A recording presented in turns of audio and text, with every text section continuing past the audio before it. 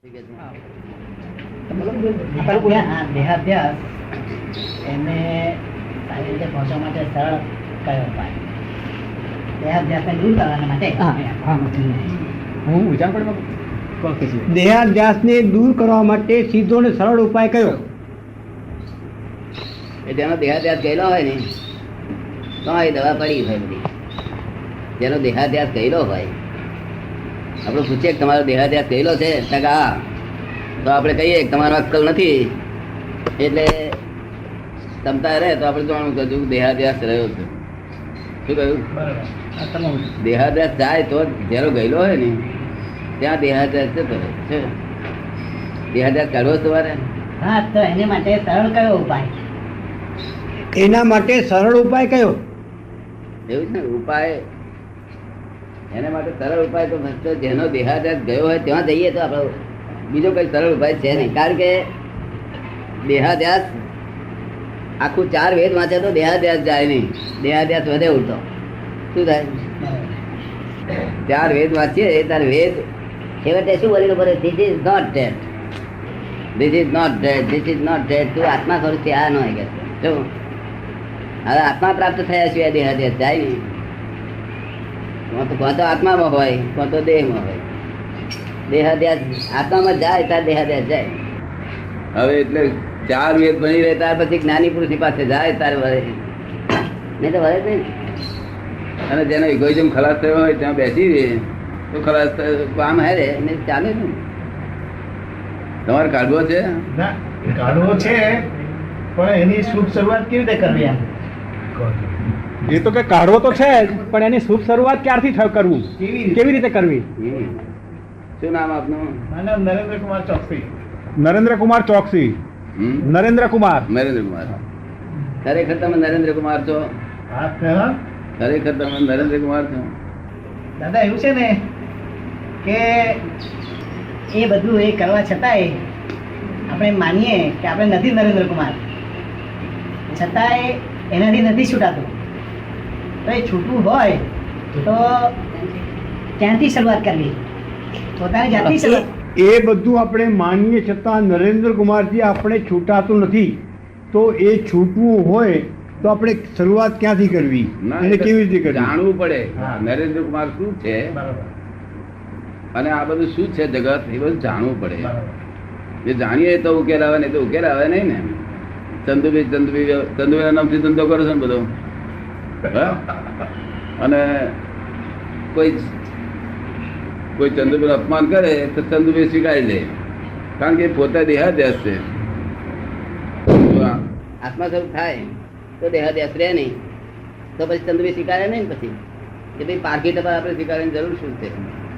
હા, તો તમે ફોરેન ડિપાર્ટમેન્ટ ને હોમ ડિપાર્ટમેન્ટ માની બેઠા છો. તેને માની બેઠા છો? જે ડિપાર્ટમેન્ટ ફોરેન છે તેને હોમ માનીએ તો આપણે હિન્દુસ્તાનની સ્થિતિ શું થાય? સમજ પડે ને? એટલે ફોરેન હોમ માની બેઠા છો. નામ શું કહ્યું? નરેન્દ્રકુમાર. નરેન્દ્રકુમાર. નરેન્દ્રકુમાર શું? એ ફોરેન છે વસ્તુ, જો, અને તે ઓળખવાનું સાધન છે. ખાલી તમને વ્યવહારમાં ઓળખવાનું સાધન. વ્યવહારમાં સી રીતે ઓળખવા? તો ભાઈ નરેન્દ્રકુમાર નામ આપ્યું છે, પણ તમે તમારી જાતે માની લીધું એ રોંગ બિલીફ છે. શું છે? હું નરેન્દ્રકુમાર જ છું એવું માની લીધું એ રોંગ બિલીફ છે. નરેન્દ્રકુમાર છો વ્યવહારમાં ઓળખવા માટે, પણ તમે ખરી રીતે કોણ છો એની તપાસ તો કરવી છે. તમને ચંદ્ર કેમ લાગે છે?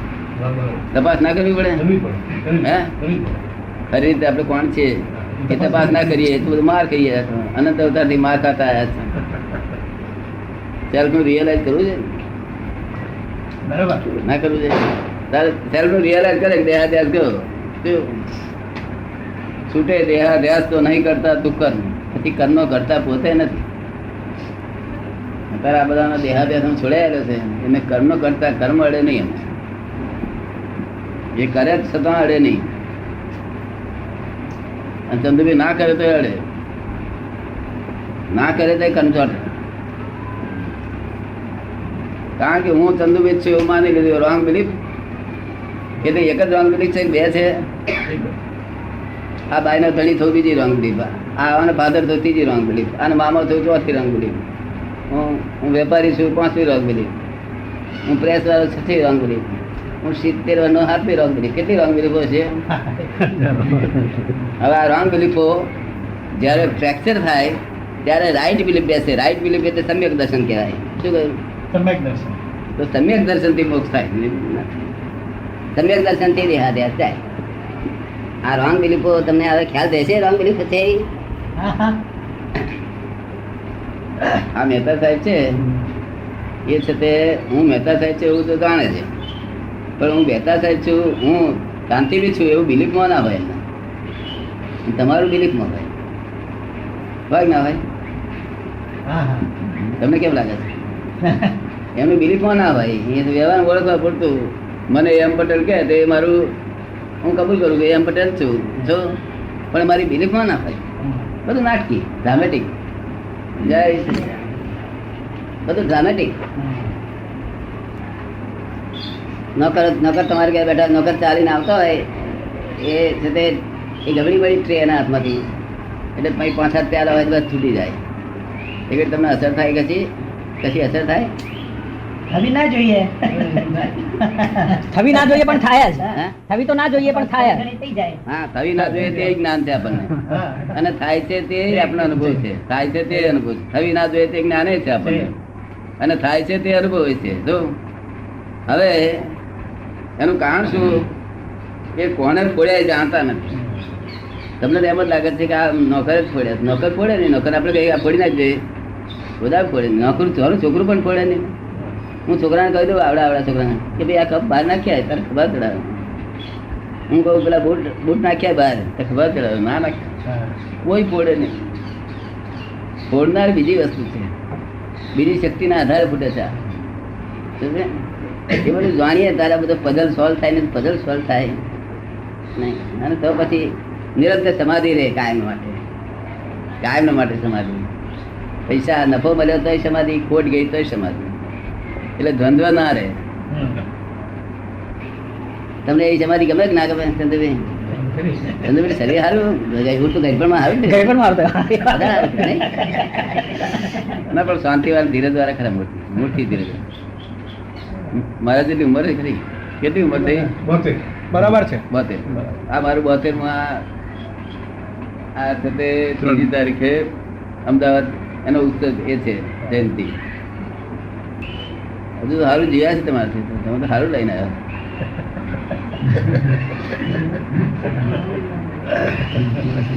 બહુ સેવાનું કામ સારામાં સારું ગુજરાતમાં કરી રહ્યા છે પછાત વર્ગનું. મેં એનો બગલા શું કહેતો એક જ ચાંદ હા તઈ મણિબેન મણિબેન નટુભાઈ સાથે આવ્યા.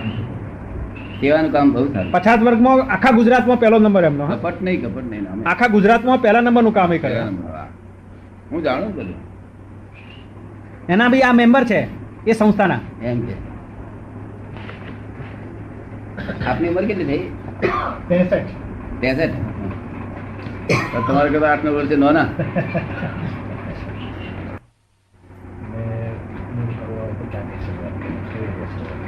ઘણો અણગમો દૂર કરવો હોય તો કેવી રીતે શરૂઆત કરવી? ગમો અને અણગમો એ દૂર કરવું હોય તો આપણે શરૂઆત કેમ કરવી? ગમો કોઈ વસ્તુ ગમતી હોય, અણગમતી હોય, ગમો અને અણગમો એ બંને વસ્તુને દૂર કરવી હોય, બંને વસ્તુને, તો ક્યાંથી શરૂઆત કરવી? એવું છે ને કે જ્યાં સુધી મૂળ રકમ આમાં એક રકમ છે તે કાયમની છે, પરમાનન્ટ રકમ છે, અને એક બીજી ટેમ્પરરી રકમ છે. એનાથી ગુણાકાર મળ્યો છે ને તે ગુણાકાર કરવા જાય ત્યારે ટેમ્પરરી ઉડી જાય છે, પછી બીજી મૂકીએ તે ટેમ્પરરી ઉડી જાય. ત્યાં કોઈ દાડો ગુણાકાર થતો નથી, દાડો વળતો નથી. બરાબર ને? એટલે પહેલું હું શું છું? આ ગમો ને અણગમો કોને થાય છે? આ બોડીને થાય છે. જો અને તે તમને થાય છે માની લો છો, ભ્રાંતિ છે. એ નમક ભ્રાંતિ. બરાબર ને? ગમો અણગમો આ રાગ દ્વેષ બધું બોડીના ગુણ છે. આ અંદર મનના ગુણ છે. મન, બુદ્ધિ, ચિત્ત, અહંકાર એ બધા ગુણ છે. અને તમે માની લીધા કે મને થાય છે, એટલું જ છે. એ પછી અભ્યાસ કરી થોડું એ કરો તો તમને હેલ્પ કરે. એવું ના નહીં, પણ એ મૂળ વસ્તુ નથી. એને ઘણો કાર્યકાળ થાય. શેનો અભ્યાસ કરવા મળે છે? શેનો અભ્યાસ કરવા મળે? એના કરતા કૃષ્ણ ભગવાનના રસ્તે ચાલે ને તો એ આરોગ્ય છે.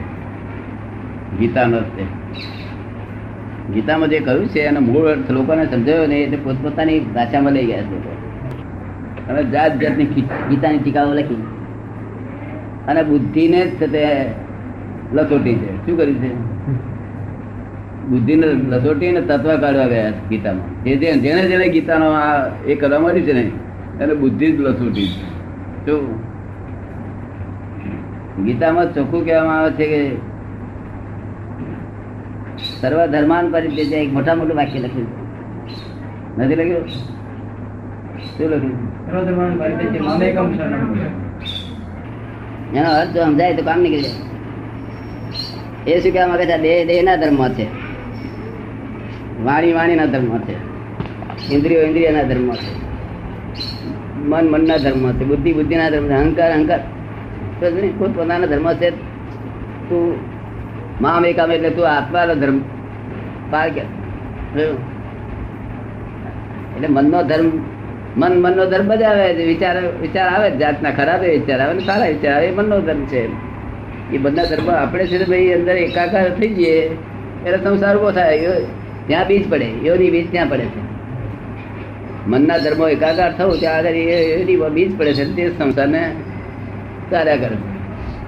પણ એકાકાર ના થાય એવું બને છે? એકાકાર થઈ જાય છે? થઈ જવાય, થોડું દૂર રહેવાય. થઈ પણ જવાય, થોડું દૂર પણ રહેવાય. ના, ખરાબ વિચાર આવે ને ત્યાં દૂર રહેવાય અને સારા વિચાર આવે તો નજીક જાય. શું? કારણ કે અનાદિનો અભ્યાસ છે ને, એ ત્યાં છૂટે નહીં. એના માટે પુરુષાર્થ મળે, પોતે જુદો રહેવા માંગે તો એનો ઉકેલ આવે. અને આત્માનો ધર્મ શું છે? જ્ઞાતા દ્રષ્ટા પરમાનંદી એના આત્માનો ધર્મ છે. આત્મા આવું કશું કરતો નથી. મનના ધર્મ છે, બુદ્ધિના. આત્માને સંદાસ જવું પડતું નથી કે આત્મા ખાવા નથી જવું પડતું. આત્મા ખાતો નથી, આત્મા પાણી પીતો નથી. આ બધું આત્માનું નથી. એ બધા પોતપોતાના ધર્મ જ છે. ગમે એવું આત્માએ નક્કી કર્યું કે આ ખાવું નથી તો શરીરમાં ભૂખ લાગે એટલે તેનો દેહનો ધર્મ જ છે. શું કોકના ધર્મ ઉપર આપણે જોર કરીએ એમાં ધરો કરે ને. એ પરધર્મ ને પોતાનો ધર્મ માન્યો જગતે. શું કર્યું? એટલે દેહના ધર્મોને, મનના ધર્મોને એને પોતાનો ધર્મ માન્યો. આત્માનો ધર્મ એ સ્વધર્મ છે. એ સ્વધર્મમાં આવે તો કઈ ફોડ પડે નહીં તો ફોડ પડે. કામ કરવું પડે ને આખો દાડે. શેના માટે કરો છો કામ? હેતુ હશે ને, કઈ હેતુ હશે ને. શું હેતુ માટે? કંઈક તો કરવું જ પડે ને આપણે. એની પાસે ઘર સંસાર ચલાવવા માટેનો હેતુ તો ખરો ને. શું કે છે? બોલો ભાઈ, કોને કહે હું બોલું? હિન્દુમાં તો એવું છે ને દાદા કે જે સંજોગોમાં આપણે મુકાયા હોય હા, એ સંજોગોને પણ નિભાવવા પડે. હા. અને થોડું એનાથી જેટલો અલિપ્ત રહેવાય એટલો રહેવાનો પ્રયત્ન પણ કરતા જવાય. સંજોગ ફેરવા પડે કે ના, જે સંજોગોમાં આપણે રહેતા હોઈએ તે સંજોગોને અનુકૂળ પ્રમાણે રહેવું પડે. બરોબર ને? એને નિભાવવા પડે, સંજોગોને નિભાવવા પડે. અને એમાંથી અલગ થવાનો પ્રયત્ન પણ, અને એમાં સંજોગોમાંથી અલગ થવા માટેનો પ્રયત્ન કરવો પડે. પ્રયત્ન પણ ચાલુ રહે. એ ચાલુ રહે છે. સંજોગો કોને મોકલ્યા છે? સંજોગો કોને મોકલ્યા છે? આપણા એ આપણા કાં તો કર્મો ના હોય કે કાં તો આપણા વાતાવરણમાંથી ઊભા થયા હોય. કાં તો આપણા કર્મો ના હોય અને કાં તો આ વાતાવરણમાંથી ઊભા થયેલા હોય. વાતાવરણ કશું લેવા દેવા નથી. તમારો જેટલો ચિત્રામાં તેટલું જ તમને આ બધી કોઈ રીતે તમે સ્વતંત્ર છો જ નહીં. વાતાવરણ અસર કશું કરે શું? તમારો દિશા તો આ વાતાવરણ ભેગું થઈ જાય. કેવું કળિયુગનું? નહીં તો સત્ય ઘણા બધા બહુ ગયા. કળિયુગનું વાતાવરણ ભેગું થઈ જાય ને એટલે આ સંજોગો બધા. અને તે પાછા વિયોગી સ્વભાવના કેવા છે? આ સંજોગોનો સ્વભાવ કેવો છે? વિયોગી સ્વભાવના છે. ઘણા માણસ 2 રૂમ હોય અને રાતે 11 વાગે 4 મહેમાન આવ્યા તો મહેમાન આવો પધારો બોલે ખરા પણ મનમાં શું થાય? એમના શું થાય છે? બધી અત્યારે ક્યાં આયા કે અત્યારે આ 4 જણ ક્યાં આયા તે જો મનમાં એવું થાય. અને પાછા પેલા આમ આગળ વધે, બેસો બેસો ને બેસો ને તું, અરે મન જુદું આ જુદું, કઈ જાતના લોક છો તમે? જો તમે સમજે. હવે આમાં શું થાય છે કે આ જે સંજોગ એ નક્કી થયેલા છે અને તે આયામાં રહેવા નથી, તો તમારે છે તે નક્કી થયેલું હોય તેમાં આડફેલ કરવાનો કંઈ ફાયદો નહીં. આપણે એને સમજી લેવાનું કે આ સંજોગ આપણા લમણે લખાયેલા છે, એટલે એને શાંતિપૂર્વક ઉકેલ લાવવો જોઈએ. જો એટલે મનમાં કશું ના બગાડવું જોઈએ. પછી બિદાડે પાસે ભાઈને પૂછપૂછ કરે, ક્યારે જવાના છે, ક્યારે જવાના? ભાઈ કે હું શું જાણું, તમારો ઓળખવા છે ને. એટલે આમ આમ મહા દુખી થાય. અને પાછું 4 દાડો જાય ને પેલા હિસાબ લમણે લખેલો જતો છે, તો પછી ચોથા દાડે કોટના બતા ને તો આપણે કઈક ના અધૂરો 2 દાડા તો રે જ નહીં. આપણે એને 100 રૂપિયા લેવાનું કે ના રે. તમે સમજ ને, આ હિસાબ છે. અને એ સંજોગો વિયોગી સ્વભાવના કેવા છે? કોઈ પણ સંજોગ એના પોતાના સ્વભાવ નથી, વિયોગી. એનો વિયોગ થવાનો જ. એટલે તમે શાંતિ રાખો, વિયોગ થઈ જાય. અને નહીં શાંતિ રાખો તો 2 ખોટ જશે. એક તો ખોટ ગઈ અને પછી બીજી જશે. તમને 2 ખોટ ખાવાની પસંદ કે એક નહીં? આપણે તો એક પણ પસંદ નહીં. આપણે તો એક પણ પસંદ નથી કે. એટલે આવું બધું માર ખા કરે છે. મારે દાંત પોતાનું એવું બનેલું હતું. અમારા માજી ઉંમર ગઈ પણ વધારે ઉંમર હતી. વાઈફ ના બધાના બહુ ભાવના, બધા સારા બધાના. મહેમાન આવે જાય તો કોઈ હરકત નહીં, પણ એક દાડો હરકત મેં જોઈ જાતે. 4 મહેમાન બરોબર અમે જમી રહ્યા અને તરત 4 જણા આવ્યા. એટલે અમારા બાદ છતાં હતો તે હું તો નહીં કહું, પણ આખું અમારું ગામ કહેતું હતું કે આ દેવી જેવા છે. હું તો ના કહું, હું તો છોકરો છે એટલે કહું, બીજું બધું ગામે કે આવે. શું હવે તે એવું બોલ્યું છે? રડ્યા હતા કે એટલે મેં કહું ધીરજ ખૂટી આપણા ઘરમાં. હવે આ ઘરમાં રહેવાય નહીં કહ્યું.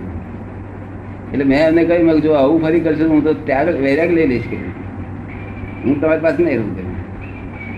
આ હોય શોભે, આ તમને કેમ બોલે? આવું ના બોલે, આપણે શોભે જ નહીં આપણને. આવો બેસો શું કહ્યું? અને પછી તે દાડ છૂટ આપી મેં. આજથી કોઈ સગાવાળા આવે, ગમે તે આવે, પણ મન બગડે નહીં. મેં તો કહી દીધું હું વૈરાગ લઈ દઈશ.